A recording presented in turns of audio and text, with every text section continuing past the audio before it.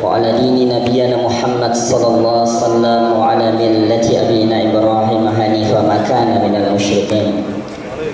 فقال في القرآن الكريم: أعوذ بالله السميع العليم من الشيطان الرجيم ونزل من القرآن ما هو شفاء ورحمة للمؤمنين. Alhamdulillah, pada siang hari ini menjelang sore Allah mempertemukan jasad-jasad kita. Sedikit saya memperkenalkan diri. Nama saya Febri Sugianto. Dalam dunia herbal biasa dipanggil dengan Abu Kansa. Aktivitas sehari-hari di Bogor, di Balai Penelitian Tanaman Obat dan Aromaterapi, khususnya tentang tanaman yang ada dalam Al-Quran dan hadis-hadis. Nah, kita buat galeri-galeri Quran di Bogor. Jadi ada beberapa banyak tanaman-tanaman Al-Quran. Insya Allah sekarang kita mulai kembang biakan di Indonesia. Asal dari Medan, tapi insya Allah kesini nggak bawa Metro Mini nih Pak. Katanya menghitung orang Medan itu Metro Mini dikali 5. 1 supir, 2 kondektur, 3 copet. Jadi insya Allah kesini nggak bawa Metro Mini dan nggak khawatir dompetnya hilang. Tinggal di Bogor, ya Alhamdulillah, istri 1, anak 4. Ya. Nah, berbicara tentang Atibun Nabawi, berbicara tentang kesehatan atau pola hidup sehat, saya angkat dalam satu kisah. Ketika Ar-Rasyid, ya, dia memiliki seorang dokter. Dokter ini beragama Nasrani. Suatu saat dokter ini bertanya kepada Ali bin Husain, seorang ulama atau dikenal dengan cucunya Ali bin Abi Thalib. Sang dokter mengatakan, "Wahai Ali bin Husain, bahwa agama kalian tidak pernah mengangkat tentang dunia kedokteran. Bahwa agama kalian tidak pernah membahas tentang kesehatan." Lalu sang dokter menjelaskan kepada Ali bin Husain, di dunia ini yang harus kita kuasai adalah 2, katanya, ilmu agama dan ilmu tentang kesehatan pada saat itu. Lalu Ali bin Husain dengan tersenyum mengatakan, "Wahai sang dokter, agama kami, dalam kitab kami membahas tentang kesehatan itu hanya setengah dari bagian ayat yang ada dalam Al-Quran." Lalu sang dokter kaget dan sang dokter bertanya, "Apa itu wahai Ali bin Husain?" Dia mengatakan, dalam ayat-ayat Al-Quran dikatakan bahwa jagalah makanan dan minuman, makanlah dan minumanlah kalian yang tidak berlebihan. Nah, maka ketika Rasulullah SAW mengingatkan kepada kalian, awal dari sehat adalah apa yang kalian makan. Maka Nabi mengingatkan dalam hadisnya, dapurmu adalah lambungmu. Apa yang kamu makan, itulah yang menentukan kesehatan kamu ke depannya. Nah, lalu sang dokter tersebut bertanya lagi, "Wahai Ali bin Husain, bahwa Nabi kalian tidak pernah mengajarkan tentang dunia kesehatan." Lalu Ali bin Husain juga tersenyum bahwa lebih dari 40 perkataan Nabi kami itu membicarakan tentang kesehatan. Nah, maka dari kisah tersebut kita akan berbicara bahwa awal hidup sehat sebagaimana Rasulullah SAW mengajarkan kepada kita adalah bagaimana kita mulai dari dapur rumah kita. Kita mulai sehat dimulai dari dapur rumah. Kebanyakan kita tidak tahu apa makna sehat dan dari mana sehat itu berawal.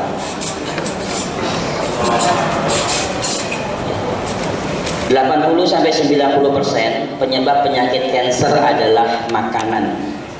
Ya, Bapak semuanya, saya sering ke Darmais diundang sama beberapa dokter. Karena sekarang yang namanya kanker, ya, yang namanya kanker itu tidak untuk orang tua atau orang dewasa. Baru 1 bulan yang lalu saya di rumah sakit Darmais memeriksa seorang bayi yang baru usia 3 bulan terkena kanker ovarium. Ya, baru usia 3 bulan terkena kanker ovarium. Dokter bingung. Lalu yang saya berikan nasihat adalah ibunya. Ya, ibunya seorang pengusaha, seorang pembisnis. Saya tanya seorang ibunya, "Ibu, waktu hamil apa yang ibu makan setiap harinya? Coba tulis dari awal seingat ibu."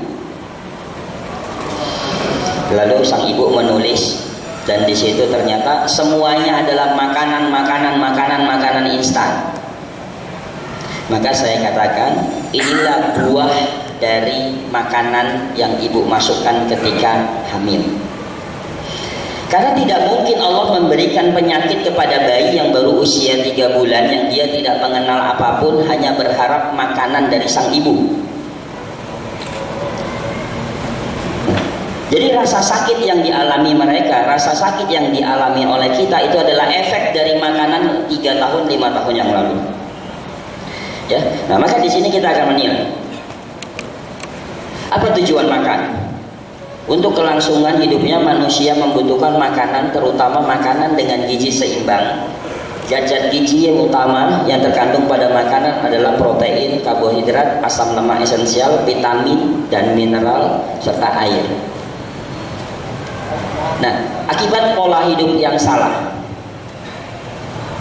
gaya hidup dan pola makan yang buruk menyebabkan daya tahan tubuh manusia melemah, sistem pertahanan imun kita yang melemah, mungkin bakteri atau virus yang bertebar. Nah, sekarang saya tanya sama Bapak semuanya, siapa di antara kita yang masih makan mencampur antara laut dengan darat dalam satu makanan? Ikan dengan daging atau ikan dengan telur? Ya, kita bahas nanti tentang Qur'ani food. Bagaimana Al-Quran mengajarkan kepada kita tidak boleh mencampur dalam satu makanan antara darat dengan laut dalam satu tempat makanan. Nah, siapa yang di antara kita mesti mencampur antara buah dengan susu dalam satu minuman? Siapa di antara kita yang makan buahnya setelah makan? Ya, ternyata kita semuanya pola makannya buruk. Ya, kalau kita urut dari awal dalam surat Al-Waqiah ayat ke-19, sungguh Allah mengingatkan kita adalah makanlah buah-buahan terlebih dahulu baru makan. Ya. Dalam satu kajian ilmiah, ketika kita mengangkat, saya bedah dengan salah satu dokter spesialis bedah mulut, ya, di Mataram dan di Jawa Timur. Nah, bahwa orang yang makan buah-buahan terlebih dahulu, baru dia makan, setengah jam setelah dia makan buah, baru dia makan, maka dia akan terhindar dari penyakit kanker pada kolonnya, pada usus besar. Nah, lalu ketika Rasulullah mengingatkan kepada kita kumur-kumur sebelum makan dan kumur-kumur setelah makan, atau Imam Bukhari pernah mengatakan dalam satu riwayat hadisnya, bahwa orang yang berwudu sebelum makan maka mereka akan terhindar dari penyakit berat seumur hidupnya. Nah, maka adab ketika Al-Quran menceritakan kepada kita, ketika rujukan kita adalah pada Rasulullah, ketika Rasulullah baru bangun tidur sampai tidur lagi, apa yang dia lakukan? Maka hadis yang diriwayatkan salah satunya oleh Aisyah, ya, ketika Rasulullah bangun dari tidur, dia siwak sikat gigi. Setelah itu dia minum madu dengan air. Ya, minum madu dengan air, tidak minum madu langsung tanpa air. Nah, kenapa minum madu dengan air? Kira-kira kenapa nih, Pak? Ya? Nah, kalau kental, encer. Ya, bisa. Tapi jawaban yang benar adalah madu telah mengalami proses pencernaan di perut lebah. Perut lebah punya lapisan lilin. Jadi kalau madu kita minum langsung, baru bereaksi di dalam tubuh kita 30 menit. Madu dicampur dengan air hanya 7,5 menit. Nah, karena daya serapnya lebih cepat. Ya, daya serapnya lebih cepat. Maka hadis itu mengatakan bahwa bangun dari tidur setelah siwak adalah konsumsi madu dengan air. Satu, mengganti enzim-enzim yang hilang pada saat dia tidur, pada saat kita tidur. Nah, mengembalikan energi cepat, ya, memisahkan antara lapisan lilin dengan kandungan madu tersebut. Nah, lalu apalagi yang dikatakan, apalagi yang menjadi kebiasaan Rasulullah? Beliau makan di waktu duha, ya, makan di waktu duha, ya, jadi dari jam 8 sampai jam 10 silakan, atau menjelang zuhur, ya. Kalau beliau hanya mengkonsumsi 7 butir kurma, ya. Maka salah satu riwayat yang dikatakan kebiasaannya aku lakukan, dan aku meminta kepada seorang wanita dari Habasyah untuk membuat air yang direndam dengan kurma dan direndam pada sore hari, lalu aku minum di pagi hari, dan aku buat di pagi hari diminum di malam hari. Tapi dalam satu riwayat Rasulullah pernah, aku haramkan di mana rumah yang ada rendaman kurma selama sehari semalam. Ya, jadi akhirnya kita meneliti. Pada saat kita penasaran, seolah-olah hadis ini bertentangan. Yang satu kebiasaan Nabi mengkonsumsi kurma direndam dengan air pada sore hari, diminum di pagi hari. Tapi ada hadis lain diharamkan ada kurma yang direndam sehari semalam di dalam rumah. Nah, ternyata ketika kurma itu direndam dengan air lebih dari 18 jam, itu jadi khamr, jadi alkohol. Ya, maka Nabi pernah mengingatkan, ya, di dalam tamar ada khamr, ya, di dalam kurma ada khamr, di dalam gandum ada khamr, di dalam asal ada khamr, ya, mereka semuanya bisa memabukkan. Baru makan beratnya Nabi itu pada saat zuhur, sebelum zuhur atau setelah zuhur. Tapi ingat, perkataan yang pertama tadi, wahyu menyampaikan kepada kita makan buah-buahan terlebih dahulu baru makan. Ya, jadi sebelum zuhur atau setelah zuhur di situ bebas makan. Silakan cari karbohidrat yang tinggi, protein yang tinggi, nutrisi yang tinggi, serat yang tinggi, silakan di waktu zuhur. Tapi tadi ingat, makan buah terlebih dahulu baru makan. Ya, ada beberapa kasus tentang merubah pola makan sedikit. Ya, merubah pola makan sedikit dari buah baru makan. Saya mengisi di beberapa majelis taklim, kurang lebih adalah kasus-kasus penderita kanker, penderita kanker. Ternyata dengan merubah pola makan buah terlebih dahulu atau makan cincau, maka di Bogor, kalau main ke Bogor saya kasih nama ada majelis taklim cincau. Jadi sebelum ngaji saya data semuanya penyakitnya mereka apa. Nah, setelah ngaji saya ajarin bagaimana buat cincau, bagaimana nanam pohon cincau. Setelah 6 bulan ngaji, karena pola makannya kita rubah, setiap sebelum makan cincau. Nah, setiap 6 bulan saya ambil data dari mereka, dan semuanya ternyata penyakit-penyakit yang mereka alami. Bahu saya suka sakit Ustaz, kepala saya suka pusing Ustaz, persendian saya suka nyeri. Ternyata dengan merubah pola makan sedikit, ya, semuanya penyakitnya hilang. Ya. Nah, maka makan di waktu zuhur. Lalu ada satu riwayat lagi, ya, ketika Rasulullah menganjurkan kepada kita itu tidur sebelum zuhur dan tidak pernah tidur setelah zuhur. Bagaimana dengan kita? Ya. Nah, pada saat saya di Saudi ketemu Dr. Abdul Basit yang penulis buku tentang pola hidup Rasulullah. Beliau menyampaikan dalil tersebut bahwa tidur sebelum zuhur. Tidur sebelum zuhur ini tidak mesti harus telentang kita tidur berjam-jam, tapi mengistirahatkan tubuh sejenak. Ya, 10-15 menit. Maka salah satu tidur yang disukai oleh Rasulullah selain sebelum zuhur adalah tidur sebelum subuh. Jadi Rasulullah tidur pada saat azan subuh, bangun pada saat iqamah, pada saat qomat. Ya, kalau kita tidur sebelum azan subuh, bablas waktu duha. Ya. Nah, pada saat saya bertanya kepada beberapa ulama di Saudi, ya, apa alasan Rasulullah tidur sebelum zuhur? Ya, tidak bisa jawab, karena jawabannya orang yang tidur sebelum zuhur pasti dia akan mudah nanti bangun sepertiga malam. Nah, lalu saya penasaran, setelah dari Timur Tengah saya belajar ke Thailand. Saya bertemu beberapa biksu di sana, di salah satu kuil. Nah, di sana barulah kejawab tentang sunnah-sunnah yang pernah diajarkan Nabi kita. Nah, ternyata mereka menjalankan sunnah-sunnah yang diajarkan oleh Nabi kita. Jadi sebelum matahari pas di atas kepala, Ya, para biksu dan beberapa muridnya itu mereka hanya tidur sejenak di meja, ya, sebentar atau ada sebagian meditasi. Lalu saya tanya setelah mereka bangun, biksu, kenapa Anda tidur pada saat matahari sebelum di atas kepala Anda? Lalu seorang biksu mengatakan, ketahuilah, katanya, bahwa orang yang tidur sebelum matahari pas di atas kepalanya, maka seumur hidup orang tersebut akan terhindar dari penyakit jantung. Karena pada saat matahari pas di atas kepala kalian atau lebih dari kepala kalian, maka disitulah jantung bekerja maksimal. Maka pada saat itu kalian tidur, maka jantung kita akan melemah. Nah, maka Rasulullah SAW, beliau bukan seorang dokter, beliau bukan seorang ilmuwan, tapi sudah memberikan isyarat kepada kita jauh-jauh supaya apa? Kita sehat.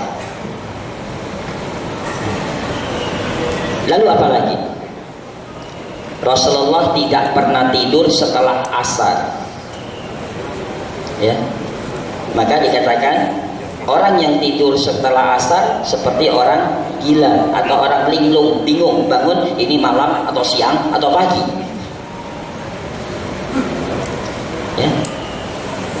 Pada saat saya belajar di sana, para ulama juga hanya mengatakan orang yang tidur setelah asar maka mereka seperti orang yang linglung. Mereka orang yang bingung tentang posisi mereka itu sedang apa.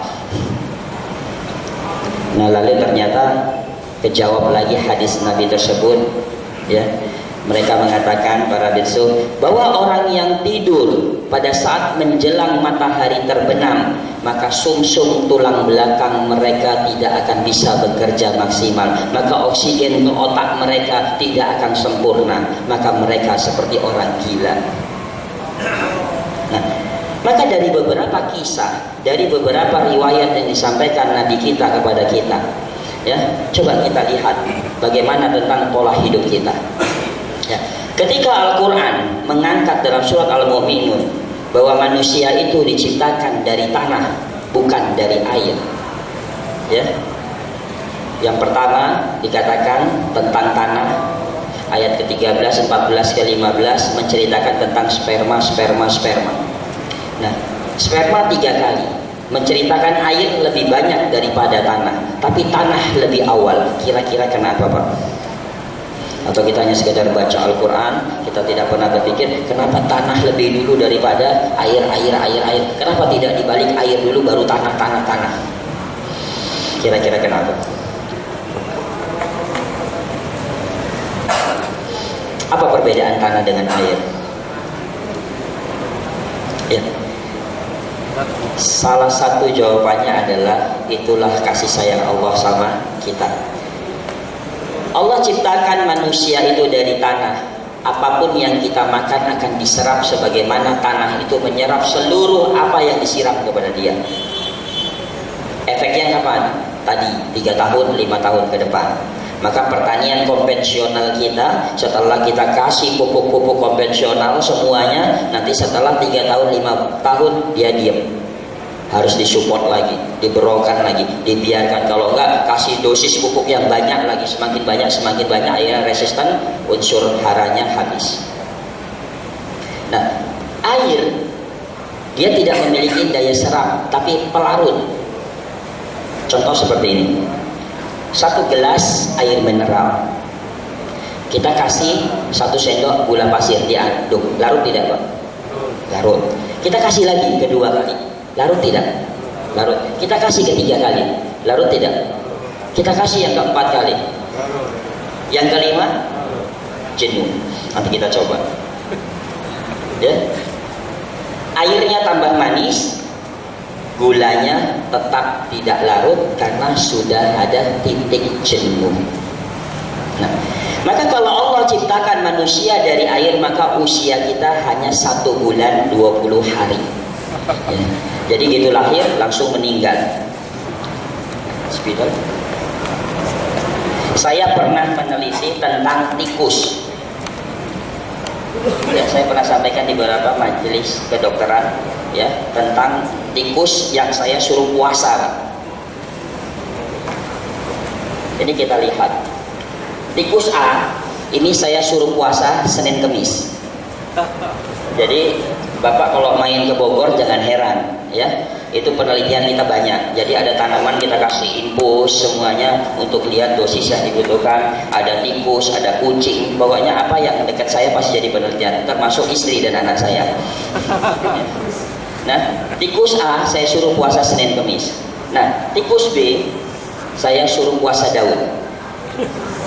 Jadi sehari puasa sehari tidak. Jadi pada saat sahur kita tetesin suplemen nutrisi ya, pada saat buka kita kasih nutrisi. Nah, tikus C ya, kita suruh makan setiap hari, bebas makannya sehari 3 kali. Jadi sebagaimana dengan kita ya, 1 hari 3 kali. Nah, tikus D ini suruh puasa sepanjang hari. Jadi nggak sahur, nggak buka, puasa aja ya. Ini puasa full sepanjang hari. Nah, ini kita lihat ya, tikus yang kita suruh puasa sepanjang hari usianya hanya 6 hari. Jadi kalau kita mau ya, usia kita tidak beda jauh. Kalau tikus 6 hari, maka daya tahan tubuh kita bisa 21 hari sampai 1 bulan setelah itu meninggal ya, sebagaimana tikus. Ini tidak dianjurkan dalam Islam. Nah, lalu tikus yang disuruh puasa, suruh makan setiap hari sehari 3 kali. Pagi, siang, malam dikasih makan terus sebagaimana kita makan sehari 3 kali. Ternyata usianya hanya 1 tahun 2 bulan. Tikus yang disuruh puasa Daud, sehari puasa, sehari tidak, sehari puasa, usianya 4 tahun. Tikus yang disuruh puasa Senin Kemis usianya 3 tahun 6 bulan.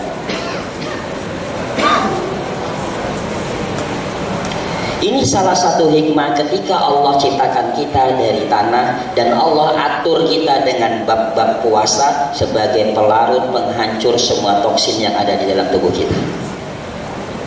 Ya, maka setiap orang mau periksa ke dokter penyakit-penyakit berat dia suruh puasa dulu untuk membersihkan semuanya ya. Nah, maka dari kajian tersebut, kalau kita sudah sepakat bahwa Allah menciptakan kita dari tanah, pola hidup kita harus apa? Kita mengatur kepada pola hidup yang ada pada Al-Quran dan hadis ya. Kita lihat lagi, coba kita anggap barang apa yang paling mewah. Kendaraan berapa Pak yang paling mewah, yang paling mahal?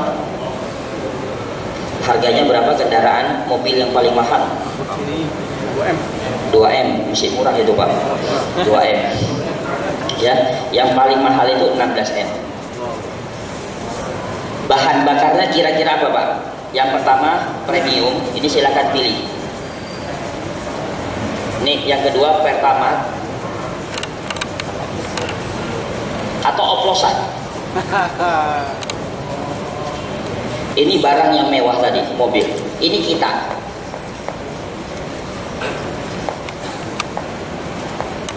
Ya, barang yang mewah tadi yang kita punya, ya, atau kita punya mobil yang sangat mahal, yang harganya 6 miliar. Pertanyaan saya, bahan bakar yang kita kasih premium, Pertamax atau oplosan? Istilahnya ketemu di jalan kita ngisi.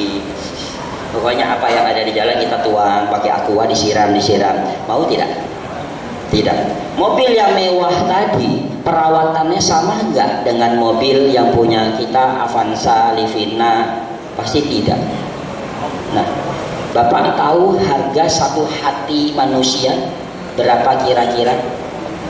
Saya pernah mendampingin salah satu pasien di Singapura, mau transplantasi hati, fungsi hatinya tinggal 2%. Ya. Dia sudah cuci hati setiap minggu itu 3 kali. Sekali cuci hati itu 300 juta dan dia sudah cuci hati 16 kali. Untuk meningkatkan dari fungsi 2 menjadi 5% baru bisa transplantasi hati. Dia bilang, Ustaz, sekali cuci hati 1 mobil Innova dikali 16, berarti berapa banyak mobil Innova yang saya punya.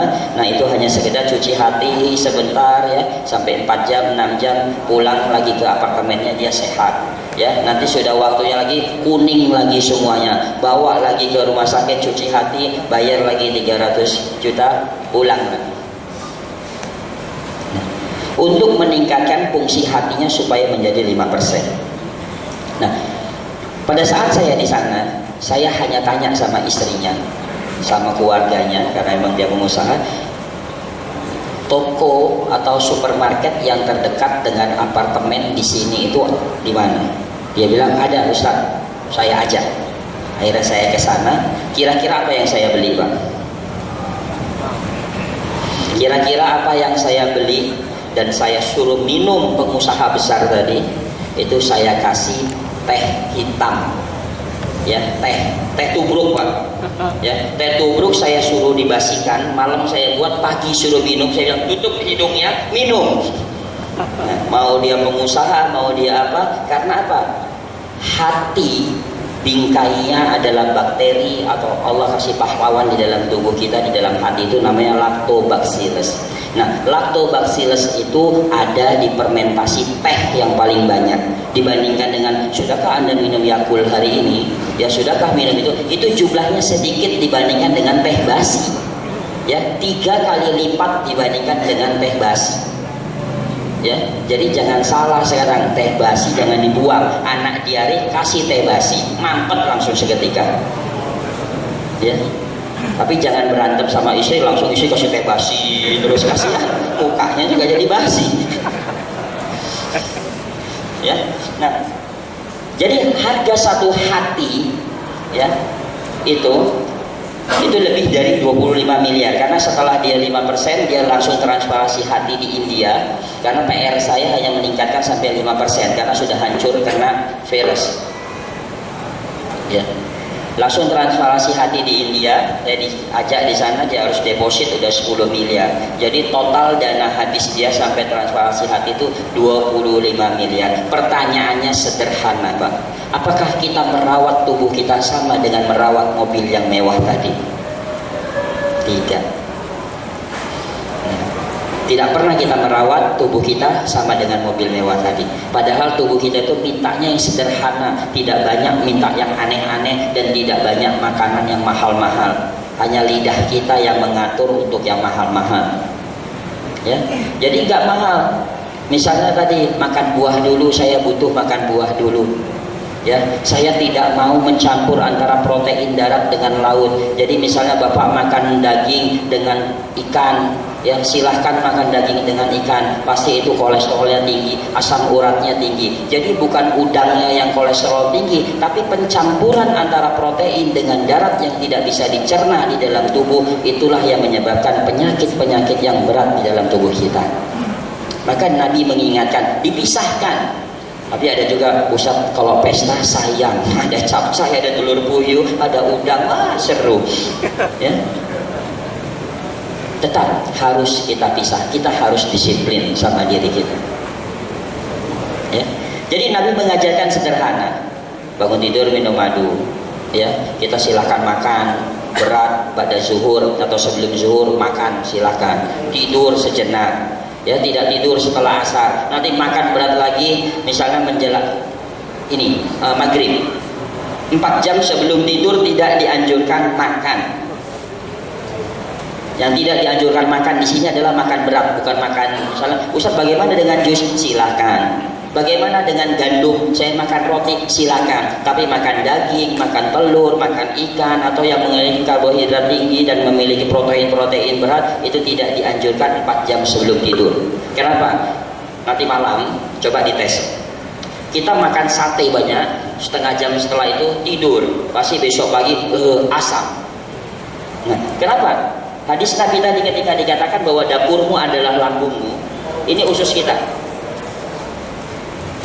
Tahu panjangnya usus kita berapa kira-kira, Pak? 12 meter. Hah? Ya, panjangnya usus kita, ya, itu adalah 7 kali dari orangnya. Setiap lekukan usus ini menyisahkan sisa-sisa makanan 4-5 kilo. Sebabnya apa? Makan malam. Makanya orang yang mau tidur mesti makan. Ya, pagi-pagi biasa bahunya berat, sakit, pegel-pegel, nanti jam 7, jam 9 pagi ngantuk. Kenapa? Karena pada saat malam seharusnya lambung istirahat, dia suruh bekerja. Pada saat pagi seharusnya lambung bekerja, suruh tidur. Jadi pola hidupnya dirubah. Ya, nah 4-5 kilo inilah terjadi pembusukan di dalam tubuh kita, dan inilah menjadi cikal bakal berbagai macam penyakit. Ya, nanti keluar gas, asam lambung saya tinggi. Sebenarnya bukan asam lambung yang tinggi, tapi sisa makanan yang tidak bisa dikeluarkan, dan terjadi pembusukan di dalam tubuh kita. Ya, nah maka sekarang mulai hari ini kita program, kita mau sehat nanti, ya, kita mau anak-anak kita sehat nanti, mulai kita program dari sekarang.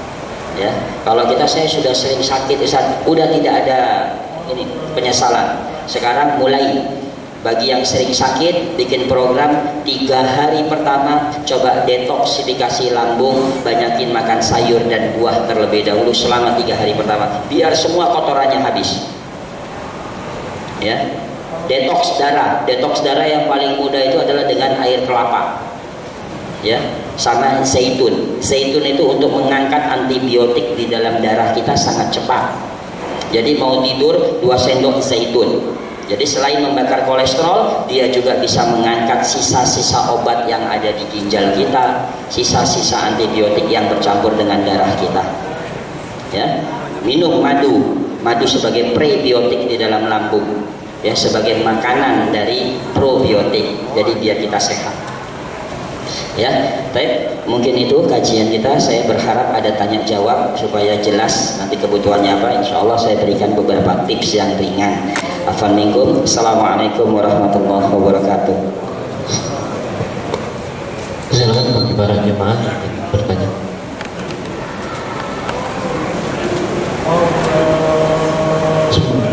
Assalamualaikum warahmatullahi wabarakatuh. Waalaikumsalam.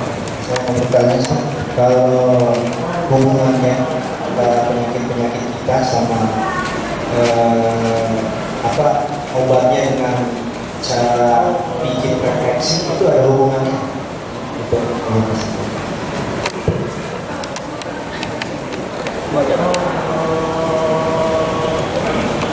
Ada lagi yang lain? Assalamualaikum Ustaz. Salam.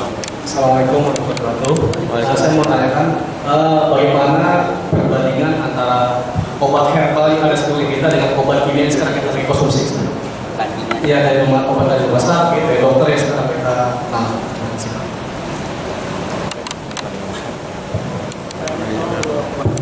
Assalamualaikum warahmatullahi wabarakatuh. Waalaikumsalam. Ustaz, saya mau tanya, Ya, kelebihannya tuh. jadi sekarang ini banyak masalah yang dialami oleh anak kecil yang baru lahir, seperti autisme, ADHD, hiperaktif, disleksia. Itu saya cari di Al-Quran dan hadis, sepertinya belum ada, tapi atau ilmu saya yang belum nyampe. Saya mau nanya, itu di Islam apakah ada cara pengobatannya? Terima kasih. Waalaikumsalam warahmatullahi wabarakatuh. Waalaikumsalam. Jangan dulu ya, biar nggak lupa. Yang pertama, bismillah, tentang refleksi dan penyakit. Kira-kira refleksi itu asalnya dari mana? Cina. Hah? Dari Cina. Timur Tengah. Refleksi itu asalnya dari Mesir kuno. Itu tahun 2230 sebelum Masehi. Ini sampai sekarang ada buktinya di Mesir, di Saqqara, salah satu tempat. Ya. Jadi di sana ada tulisan tentang refleksi. Kan dulu saya pernah belajar refleksi di sana. Di situ dikatakan, ketika kalian merefleksi atau menterapi, tidak ada rasa sakit. Jadi refleksi yang diajarkan di sana tidak ada rasa sakit. Ya. Pada saat Cina zaman tirai bambu ini mengadopsi semua budaya, semua keilmuan itu ditarik ke Cina, dikungkung, tidak bisa keluar lagi. Maka masyarakat mengenal bahwa refleksi itu dari Cina, tapi aslinya adalah Mesir kuno. Kalau kita lihat budaya Mesir kuno dengan Cina, jauh lebih tua Mesir kuno. Ya. Jadi refleksi dengan kayu yang bikin teriak-teriak itu sebenarnya tidak menyembuhkan, tapi menghilangkan sakit dengan sakit yang lebih sakit lagi. Jadi gimana ringan karena dia takut kebayang ini kayu. Ya. Nah, nanti suatu saat kita ada kajian itu saya ajarin bagaimana tips refleksi yang sederhana. Misal anak saya panas tadi malam, misal bagaimana cara penanganannya? Itu cukup dengan dielus saja. Ya, sentuhan. Karena pada anak-anak itu sentuhan. Anak panas, bapak sama ibunya berantem, pasti tambah panas. Karena suasana jadi kayak apa? Ya, nah, lalu apa kaitannya dengan penyakit? Jelas, refleksi dalam bahasa adalah ya, salah satu pengobatan yang membuka simpul-simpul pembuluh darah. Setiap saraf yang ada masalah, perwakilan dari organ kita, dia akan menimbulkan seperti pasir-pasir atau kristal-kristal kecil. Misalnya, anak saya nggak mau makan, kita periksa titik paru-parunya, ternyata di paru-paru ada planknya. Dari mana kita tahu? Dari pasir-pasir halus yang ada pada titik paru-parunya. Nah, jadi ada kaitannya, ya, ada kaitannya. Maka dalam kajian Atibun Nabawi ada namanya bab pengobatan terbagi dua, satu dari herbal, satu dari terapi, dari tindakan. Ya, ini ada kaitannya. Yang berikutnya saya lebih akan menjawab ini dulu tentang autis. Ya, tahun 1996 ketika etil merkuri dilarang di Amerika sebagai lapisan cat tembok karena anak-anak di Amerika tingkat kecerdasannya turun setiap tahun itu lebih dari 5%. Maka para ilmuwan di sana mulai membicarakan tentang etil merkuri yang dijadikan lapisan cat tembok. Nah, pada saat tersebut ada 5 profesor besar yang meneliti cucunya terkena autis. Cucunya terkena autis, gak karu-karuan, hiperaktif segala. Nah, akhirnya dia ambil sampel darah. Setiap hari dia ambil sampel darah, dia teliti, ternyata darah anak tersebut tercemar dengan logam berat yang namanya merkuri. Semakin dia gali lagi, semakin dia kaji lagi, ternyata di dalam vaksin yang beredar pada saat itu mengandung merkuri yang tinggi sebagai pengawet. Beberapa vaksin yang sudah kita uji adalah MMR dan hepatitis B.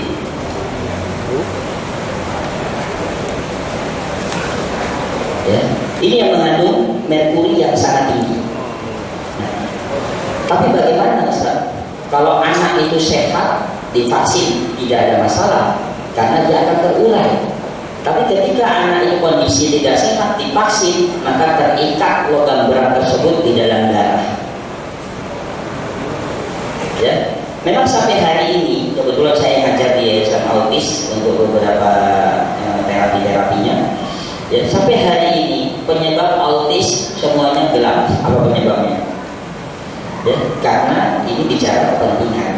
Nah, dan solusi dalam Islam itu apa? Ya, saya punya 4 anak, makanya saya bilang orang yang terdekat saya juga menjadi bagian dari penelitian saya. Anak yang pertama saya pengujian untuk kulit, untuk pigmen supaya anak saya putih karena ayahnya hitam.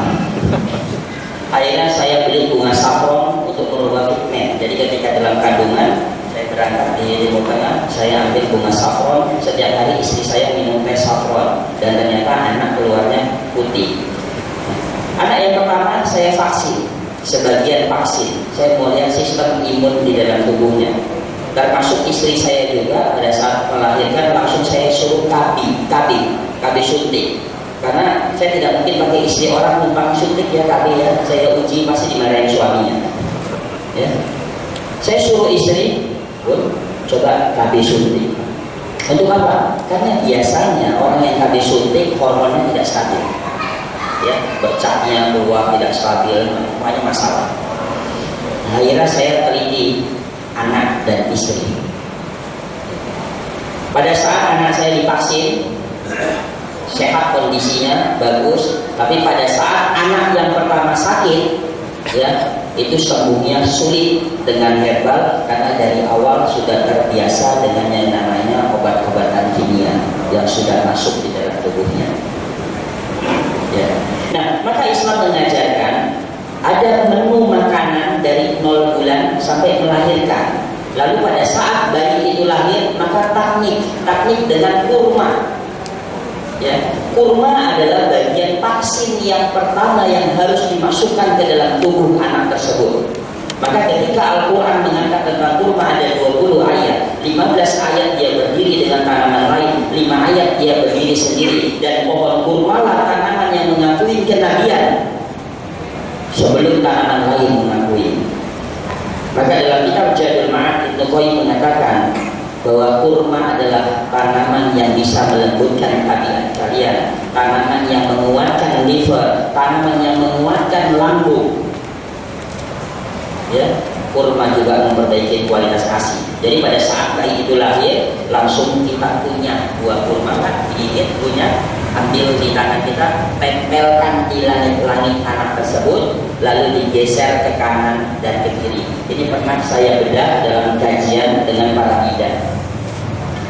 Ini lidah anak tersebut, ini mulut, tempel ke langit-langitnya, geser ke kanan dan ke kiri. Ini juga pernah saya debat dengan seorang sinsei dari Cina. Ketika sinsei tersebut datang dibawa salah satu dari Agung Podomoro yang dikenal dengan 9 naga yang terkecil itu, bisnisnya itu MLM, Pak. Jadi kita tuh hati-hati. Kerjaannya hanya buka tutup MLM. Dia bilang, "You mau kaya, ikut saya. Saya tiap tahun dapat untung 25 miliar. Saya modal 5 miliar, saya sewa gedung, saya beli mobil sebagai bonus. Saya suruh tokoh agama, saya kasih fasilitas, modal 5 miliar, nanti 1 tahun saya dapat untung 25 miliar, MLM-nya tutup, bikin baru lagi." Terus saya seperti itu setiap tahun. Nah, makanya dia bisa bikin Central Park. Beliau ada di sana. Ya. Jadi kerjaannya buka tutup MLM. Nah akhirnya pada saat itu dia bilang, "Saya bawa ginseng dewa untuk bertemu dengan you," katanya. Karena you dari dulu suruh bergabung dengan kami, tidak mau. Ginseng dewa ini sekali diseduh dengan air, diminum setengah jam, langsung darahnya diambil. Dia punya alat canggih banget. Lalu diseduh, dilihat darah saya yang menggumpal itu langsung pecah. Jadi segar. Oksigen cukup bagus di dalam darah. Lalu dia tantangin saya. Nah, ini dari dewa. Agama itu mana? Saya bilang sebentar. Saya masuk ke kamar. Padahal saya pusing banget. Saya hanya tanya sama istri saya, "Nih, di kamar ada herbal apa aja?" "Ada ini. Ya sudah, bismillah." Saya racik. Saya keluar setengah jam kemudian. Nah, sekarang sinsei tersebut saya ambil darahnya. Karena saya berpikir begini, Pak, mereka nggak baca doa aja, ada kasihannya. Ya, kita masang bahan-bahan yang dari wahyu, ditambah lagi dengan keyakinan kita sambil gemetaran, bisa terbukti apa tidak. Nah, itu menjadi satu kekuatan doa yang luar biasa. Akhirnya saya katakan, saya ambil sampel darah, tuh darah Anda menggumpalnya banyak. Ini herbal dari agama saya. Apa namanya? Belum dikasih nama. Ini tidak perlu dimakan, tapi cukup dikumur-kumur saja, langsung silakan Anda bisa buang atau ditelan. Dia kaget. Ini cairan, Anda cukup kumur-kumur. Ya kumur berapa lama? 7 menit. Kalau tadi Anda suruh minum saya 30 menit, sekarang 7 menit. Kumur-kumur langsung dibuang, diambil lagi darahnya, ternyata pecahan gumpalan darahnya jauh lebih jauh dibandingkan dengan ginseng gunung yang harganya 1,6 miliar, Pak. Nah, lalu dia tanya, "Ini obatnya buat kami aja, kami bayar kalau yang tidak."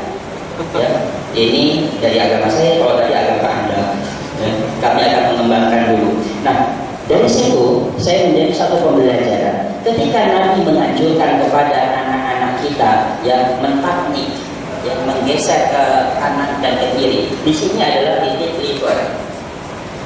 Nah, di sini adalah titik lambung. Ya, di atas adalah titik jantung. Nah, pikiran ini ada ginjal. Nah, di sini ada jantung juga.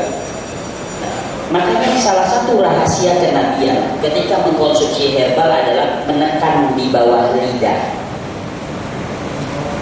Ya, coba obat-obat yang jantung yang berat-berat itu pasti ditetesin di bawah lidah. Nah, kenapa di bawah lidah? Pada saat saya mempelajari tentang anatomi tubuh, ternyata pembuluh darah kita itu panjangnya itu semuanya itu kalau diurutin satu orang itu 100.000 kilometer, Pak. Allah mendesain tubuh kita dari pembuluh darah yang besar sampai yang 100. Kalau kita panjangkan, semuanya adalah 100.000 km dan titik nol pembuluh darah ada di bawah lidah. Kalau Bapak tidak percaya, siapa yang sering minum habatus sauda?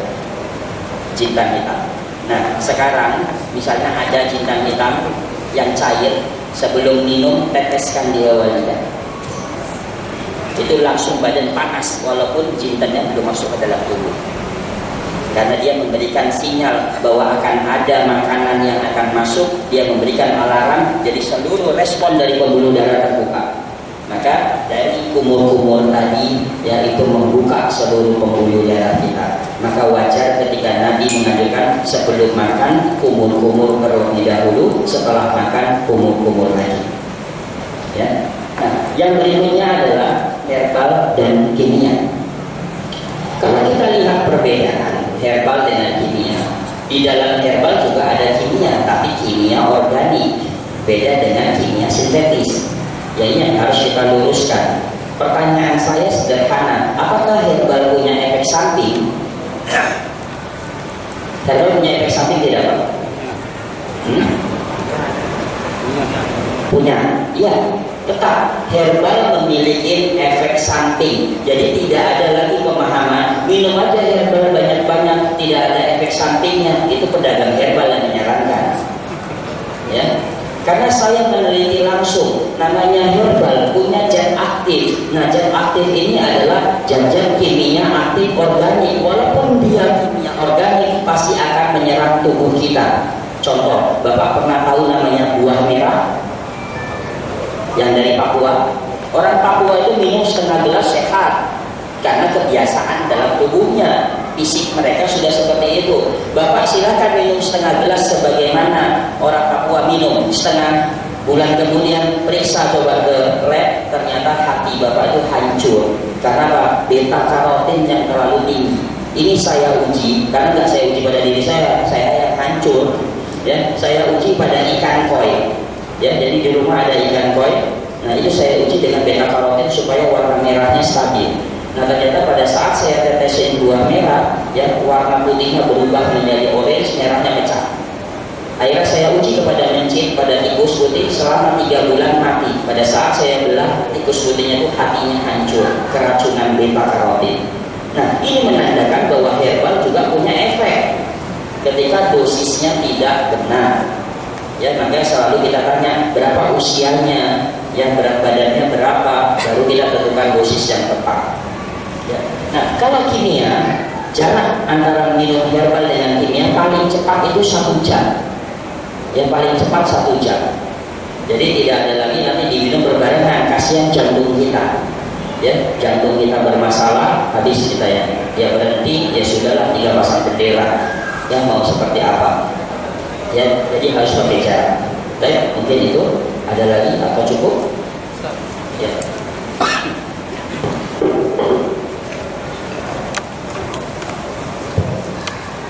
Assalamualaikum Ustaz.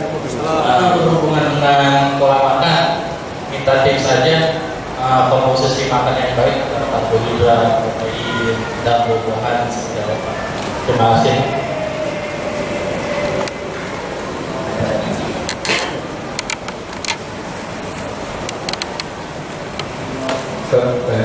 Untuk yang makanan dari air itu termasuk makanan lawan, boleh nggak dicampur dengan kan tadi ikan laut kan, dan makan laut itu antara udang, bintang itu dengan ikan sama atau tidak? Lalu untuk tidur siang, kalau untuk anak-anak seperti apa?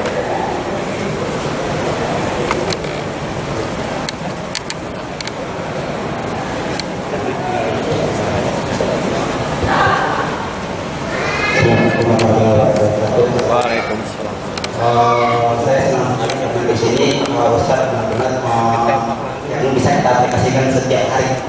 Yang harus kita belajar tadi besar Muhammad SAW soal pelaksananya mulai dari pola makan, pola tidur, sampai bagaimana mungkin kalau kita bahas ini kan benar-benar yang dilakukan ibadahnya. Saya ingin tahu tadi pola tidur. Pola tidur, itu kalau masalah setelah langsung tidur, terus berbeda kita pelajari kalau bisa tidur itu 8 jam, 6 jam, bagaimana buat yang terbaik dari Rasul. Terima kasih. Ya, jam 1 kita ada lagi semuanya.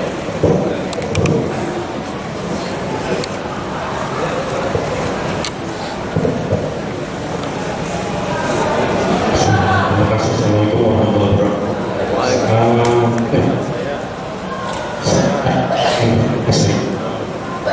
Yang saya alami sekarang itu setiap bulan sekali. Setiap 2 hari sekali itu saya timbul semacam gatal gitu. Terus akhirnya saya konsumsi obat dari dokter ya. Itu setelah konsumsi obat dokter, nah tapi timbul lagi. Nah akhirnya saya menghilangkan karena takut liver saya terganggu, saya minum ini temulawak setiap malam campur madu. Itu bagaimana Ustaz?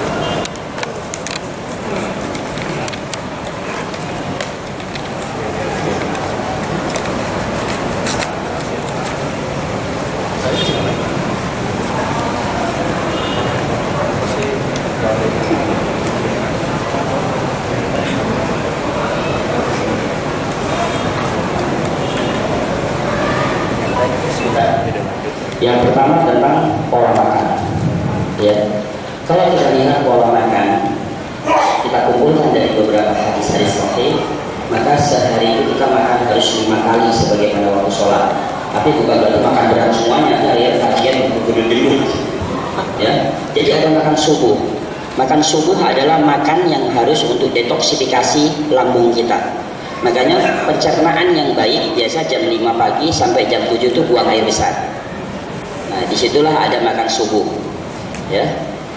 Silahkan makan subuh. Maka dalam beberapa penelitian, kalau kita suka, misalnya madu dengan cuka apel atau cuka madu, ya yang agak asam, karena itu yang bisa membersihkan di sisa-sisa usus. Ustaz, saya punya asam lambung, bagaimana? Tidak, karena dia ada manisnya. Ya, jadi ada manisnya, jauh lebih aman manisnya insya Allah, jadi tidak bermasalah. Nah, lalu ada makan zuhur. Makan zuhur itu tadi makan berat silahkan, bebas. Ya, mau campur karbohidratnya berapa banyak bebas. Nah, lalu ada makan asar. Makan asar itu dianjurkan hanya minum jus, karena dibutuhkan untuk relaksasi. Ya, kita capek bekerja, ya itu hanya butuh jus supaya relaksasi. Silakan jus buah apa saja, yang penting tidak mencampur buah dengan susu. Kenapa? Karena dulu saya meneliti tentang buah dan susu. Ya, itu jadi kandungan buahnya itu netral, kandungan susunya jadi netral. Makanya orang yang makan buah atau minum sop buah sebentar aja haus. Ya, jadi mereka saling menarik antara buah dengan susu. Yang dianjurkan dalam kajian Atibun Nabawi adalah mencampur tentang buah kurma dengan susu kambing. Ya, kalau mau aman ya susunya susu kambing. Ya, cuman beli jus buah plus susu kambing pusing orangnya. Ya, kecuali kita buat sendiri. Nah, karena ada kajian khusus tentang susu kambing. Satu, dia tidak memiliki alergi. Ya, walaupun Al-Quran mengangkat juga banyak tentang susu sapi, tapi memang posisi susu kambing menjadi urutan kedua setelah ASI. Ya. Nah, itu. Lalu maghrib. Nah, maghrib silakan orang yang kebiasaan pernah makan malam atau sering makan malam, karena Rasulullah obat itu ada 2. Yang pertama, menjaga pola makan kalian yang tidak berlebihan, dan yang kedua, lakukanlah kebiasaan kalian yang baik, tidak usah ditinggalkan. Itu adalah obat yang tepat. Nah, contoh saya sering makan malam, Ustaz. Nah, tapi sebelum tidur, nah kita sering makan malam, maka makan malamnya kita tarik. Kalau tadi sebelum tidur, maka kita pengganti makan malam kita adalah setelah maghrib. Nah, dan yang sering sekali dilakukan terutama pada ummahat, para ibu-ibu, ya, itu mencuci piring jam 8 sampai jam 10 malam. Ini tidak dianjurkan dalam kajian Atibun Nabawi, karena orang yang mencuci piring pada jam 8 malam sampai jam 10 malam, maka persendiannya sering sakit, karena pada saat jam 8 malam sampai jam 10 Allah memberikan detoksifikasi kelenjar getah bening keluar dari selah-selah jari. Selah-selah jari ketika bercampur air dan sabun, maka dia akan mengkerut. Maka itulah yang sering, waduh persediaan saya sakit. Contohnya begini, tukang pijet itu biasa, habis pijet langsung cuci, nanti lihat di usia menjelang tuanya, tangannya masih mengkerut semuanya. Ya, maka tidak dianjurkan. Nah, lalu makan isya. Makan isya yang dianjurkan adalah makan gandum atau kurma. Ya, silahkan gandum dan kurma itu adalah yang terbaik insya Allah. Nah, lalu bagaimana dengan ikan tawar? Apakah sama dengan laut? Tidak. Ikan tawar boleh disatukan dengan telur dengan daging. Ya, tapi kalau laut berbeda karena protein laut itu berbeda. Ya, saya pernah mengkaji tentang masalah kesalahan besar orang Indonesia menggunakan garam-garaman. Ya, sering sekali kita memasak, garam itu juga dimasak. Nah, tanpa kita sadari, pada saat kita memasak dan garam itu dimasak dengan api yang mendidih, garam memiliki 70 mineral aktif. Ya, pada saat kita masak dan ini yang sering tanpa disadari bisa menyebabkan sel kanker berkembang. Ya, maka menggunaan garam setelah matang. Ya, setelah matang baru kita rasanya nanti gimana Ustaz? Ya, kita mulai mencoba untuk sehat supaya Pak mineralnya tidak hancur. Ya, nah sama dengan laut. Ya, karena kandungan protein yang tinggi, tubuh tidak bisa mencerna langsung. Nanti mungkin ada kajian khusus untuk itu. Nah, pola tidur, ya memang Rasulullah mengingatkan kepada dia, aku tidak pernah melek setelah isya dan aku tidak pernah tidur sebelum isya. Bagaimana dengan kita? Ya, dan aku bangun sepertiga malam. Nah, maka sepertiga malamnya Nabi jam 8 kita ambil, maka jam 1, jam 2 Rasulullah sudah bangun sampai subuh. Maka aku tidur lagi pada saat azan subuh dan bangun pada saat iqamah. Nah, maka kalau kita gali beda, tapi harus dibedakan. Bagaimana tentang aturan tidur yang dibuat oleh dunia medis? Ya, Islam tidak pernah melarang kita tentang dunia medis. Maka kajian Tibun Nabawi menjadi 3 bahagian. Yang pertama adalah pengobatan yang berdasarkan dengan wahyu. Yang kedua pengobatan yang ada di sekitar kita yang tidak berbau syirik, dan yang ketiga adalah dunia medis. Tapi Nabi pernah mengingatkan kita, yang membedakan adalah 2 hal, pendekatan penyakit dan obat. Kalau Nabi pendekatannya pola hidup dan pola makan. Kamu sakit apa? Makanan kamu bagaimana? Olahraga kamu bagaimana? Ya. Nah, jadi kalau untuk wanita hamil, anak-anak silakan bisa dilakukan tidur 6 sampai 8 jam. Tapi kalau kita yang sehat atau misalnya udah dewasa, ya, kita tidak perlu tidur lama-lama. Masa tidur kita butuh hanya 4 jam. Karena sisanya itu udah untuk lambung, makanya perlulah makan sahur. Maka Nabi mengatakan sahur adalah makanan yang penuh berkah. Ya. Nah, makanya kita dengan Nabi bedanya sedikit. Nabi sedikit tidur, kita sedikit-sedikit tidur. Ya. Maka ketika Imam Bukhari dalam satu kisahnya, dia itu tidak pernah tidur terlalu panjang. Maka ketika malam hari dalam satu riwayat rambut beliau panjang, dia diikat di pohon. Jadi kalau ngantuk tarik sadar lagi. Karena hari-hari dia tidak mau lepas dari bagaimana dia membaca buku. Ya, kalau kita buku tetap kita baca, tapi posisi sudah berubah, jadi bantal atau bukunya yang ngeliatin kita sudah mendengkur. Ya, jadi itu harus kita rubah. Nah, terus pola tidur tadi sudah. Nah, gatal. Nah, gatal ini alergi. Di dalam dunia herbal yang memiliki anti alergen hanya habatus sauda. Dia punya rantai tipoquinon. Rantai tipoquinon itu seperti ini. Dia terurai dengan 2 cara. Yang pertama dengan cara dipanaskan atau didinginkan. Jadi minyak habatus sauda, saya punya asma, alergi, misalnya dengan suhu dingin atau dengan debu. Bagaimana caranya? Kemarin saya baru nanganin kasus seorang dokter 30 jenis alergi di dalam tubuhnya dari makanan. Pusing dia makan ini, alergi makan ini. Terus dia bilang, Ustaz, dalam dunia medis alergi itu tidak bisa sembuh. Karena alergi itu tidak boleh makanan-makanan yang menyebabkan alergi. Saya bilang, itu yang harus diluruskan. Bagaimana tubuh untuk melindungi dirinya membuat anti alergi kalau kita tidak memakan anti alergi, ya, atau tidak memakan yang menyebabkan alerginya. Nah, maka saya katakan gini, anti alergi alami akan dibentuk di dalam tubuh kurang lebih 2 pekan. Caranya seperti apa? Minyak habatus sauda 1 sendok makan, kasih air panas yang mendidih, Pak. Nah, kerukupan kayak zaman dulu itu. Hirup uapnya. Buang, tarik lagi terus buang. Itu yang pertama. Tubuh akan merespon untuk menghasilkan anti alergen secara alami. Yang kedua, lakukan jemur pagi. Ketika Al-Quran mengangkat tentang dalil wasamsi waduha, ada cahaya matahari, ada sholat duha. Ini menyatakan kepada diri kita adalah adanya olahraga pagi. Ya, Saya punya teman di Cina, seorang sensei lagi ngerjain dokter, kolesterolnya lagi tinggi. Dia sengaja datang ke dokter, dokter langsung bilang ini kolesterol bapak lagi tinggi. Iya, sebentar, ya, sebentar, 10 menit, nanti saya datang lagi ke sini. Jadi dia keluar panas-panasan aja, panas-panasan, gerak-gerak, periksa lagi, 10 menit datang lagi, kolesterolnya sudah normal. Nah, dia seorang dokter yang tidak paham tentang dalil, tentang wasamsi wa duha. Ya, ada sholat duha, ada gerakan sholat, ada cahaya matahari.